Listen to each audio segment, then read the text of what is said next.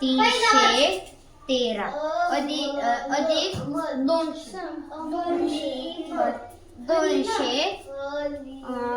200 आपण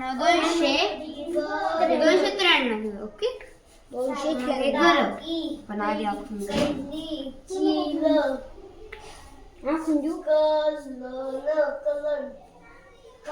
एक दशकांत बाकी शून्य आली पाहिजे. शून्य जर 1 2 अशी बाकी उरली तर उत्तर चुकलं आणि पॉइंटचा भागाकार येतो. साधा नाही नंतर सोडून दाखवलं जाईल. आता